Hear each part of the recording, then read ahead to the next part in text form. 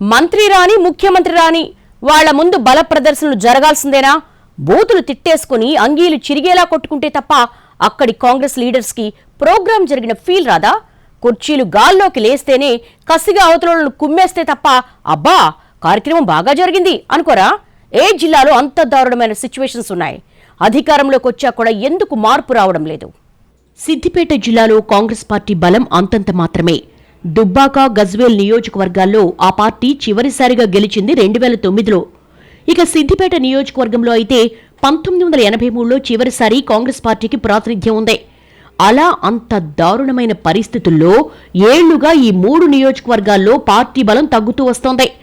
ఇక 2023 అసెంబ్లీ ఎన్నికల్లోనూ గజ్వేల్, దుబ్బాకలో 3వ స్థానంతో, సిద్దిపేటలో మాత్రం 2వ స్థానంతో సరిపెట్టుకోవాల్సి వచ్చింది పార్టీ. అయితే ఈసారి పార్టీ అధికారంలోకి రావడంతో జిల్లా కాంగ్రెస్ నేతలు జోష్గా ఉన్నారు. నియోజకవర్గ ఇన్ఛార్జీలే తాము ఎమ్మెల్యేలమన్నట్టుగా ఫీల్ అయిపోతున్నారట. అటు ప్రతిపక్ష బీఆర్ఎస్ కు చెందిన మాజీ సీఎం కేసీఆర్, మాజీ మంత్రి హరీష్ రావు గజ్వేల్, సిద్దిపేట ఎమ్మెల్యేలుగా ఉన్నారు. అలాంటి అగ్రనేతలు ఉన్న నియోజకవర్గాల్లో అధికార పార్టీ చాలా అలర్ట్గా ఉండాలి. పుంజుకోవడానికి అత్యంత జాగ్రత్తగా వ్యవహరించాలి. పార్టీ నేతలు, కార్యకర్తలు కలిసిగట్టుగా పనిచేస్తేనే అది సాధ్యం. కానీ లోకల్ కాంగ్రెస్ లీడర్స్ మాత్రం అసలు ఆ విషయమే మర్చిపోయినట్టుగా తెలుస్తోంది. కలిసి ఉంటే కలదు సుఖం అన్న విషయాన్ని వాళ్ళు వదిలేసి చాలా రోజులైందని అంటున్నారు. పార్టీ అధికారంలోకి రాకముందే ఈ 3 నియోజకవర్గాల్లో గ్రూప్ వార్ ఉండగా ఇప్పుడు అది ఇంకా పెరిగిందట. గతంలో టికెట్లు నియోజకవర్గంలో పైచేయి కోసం పోటీ పడేవారు. ఇప్పుడు అధికారం వచ్చింది, ఎన్నికల్లో పోటీ చేసిన వారే నియోజకవర్గ ఇన్ఛార్జీలుగా ఉన్నారు. అధికార పార్టీ నాయకులు చెబితే కొన్ని పనులు అవుతున్నాయి.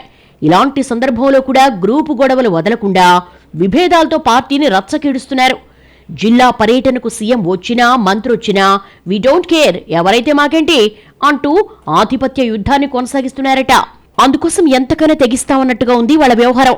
మాజీ సీఎం కేసీఆర్ ఎమ్మెల్యేగా ఉన్న గజ్వేల్ నియోజకవర్గంలో గత డిసెంబర్ 2న రేవంత్ రెడ్డి సీఎం హోదాలో మొదటిసారి ఓ పరిశ్రమ ప్రారంభోత్సవానికి వచ్చారు. సీఎం పర్యటనను విజయవంతం చేయాల్సిన స్థానిక కాంగ్రెస్ నేతలు ఆయన సమక్షంలోనే ముష్టి యుద్ధానికి దిగారు. నర్సారెడ్డి అనుచరులను పరిశ్రమలోకి రానివ్వలేదని రచ్చరచ్చ చేశారు. ఫ్లెక్సీలు చింపేశారు. తోపులాటలు జరిగాయి. చివరికి అంతా కలిసి ముఖ్యమంత్రికే చికాకు తెప్పించారు. కొంతకాలం తర్వాత నియోజకవర్గంలో 2 కాస్త 3 వర్గాలయ్యాయి. మాజీ ఎమ్మెల్యే మైనంపల్లి అనుచరులమంటూ మరో గ్రూప్ ఇక్కడ తయారైంది. దీంతో 3 రంగుల జెండా పార్టీలో 3 గ్రూపులు ఫిక్స్ అయ్యాయి. తాజాగా జిల్లా ఇన్ఛార్జి మంత్రి వివేక్ పర్యటనలో వర్గ విభేదాలు భగ్గుమన్నాయి. మంత్రి ముందే నర్సారెడ్డి, శ్రీకాంతరావు వర్గాలు కుమ్ములాటకు దిగారు. గల్లాలు పట్టుకుని అంగీలు చినిగేలా కొట్టుకున్నారు. అంతటితో ఆగకుండా జిల్లా అధ్యక్షుడు నర్సారెడ్డిపై సొంత పార్టీ నేతలు కులం పేరుతో దూషించారని పోలీస్ కంప్లైంట్ ఇచ్చారు. ప్రస్తుతం ఈ పంచాయతీ గాంధీభవన్కు చేరిందే. ఇక దుబ్బాక, సిద్దిపేట నియోజకవర్గాల్లో వర్గ విభేదాలున్నాయి. దుబ్బాక నియోజకవర్గ ఇన్ఛార్జి చెరుకు శ్రీనివాసరెడ్డి, శ్రవణ్ కుమార్ రెడ్డి మధ్య ఎప్పటినుంచో విభేదాలున్నాయి. కొన్ని రోజులుగా శ్రవణ్ కుమార్ రెడ్డి నియోజకవర్గానికి దూరంగా ఉన్నారు. చెరుకు శ్రీనివాసరెడ్డి మాత్రం నియోజకవర్గంలో పర్యటిస్తున్నారు. ఇక హరీష్ రావు ప్రాతినిధ్యం వహిస్తున్న సిద్దిపేట నియోజకవర్గంలో పార్టీ అంతంత మాత్రంగా ఉన్న గ్రూపులు మాత్రం 10కి పైగా ఉన్నాయి.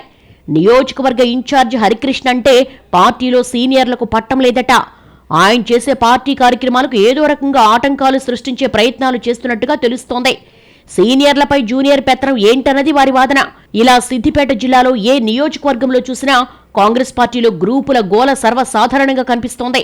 దీంతో పార్టీ అధికారంలోకి వచ్చినా మీరు మారరా అంటూ కరుడుగట్టిన కాంగ్రెస్ వాదులు గుస్సాగా ఉన్నట్టుగా సమాచారం. నేతల సొంత ప్రయోజనాల కోసం పార్టీని సర్వనాశనం చేస్తున్నారని వాపోతోంది కేడర్. అధిష్టానం ఈ జిల్లాపై స్పెషల్ ఫోకస్ పెట్టి గ్రూపులు కట్టిన వారు, ప్రోత్సహిస్తున్న వాళ్లకు చెక్ పెట్టాలని కోరుతోంది కేడర్.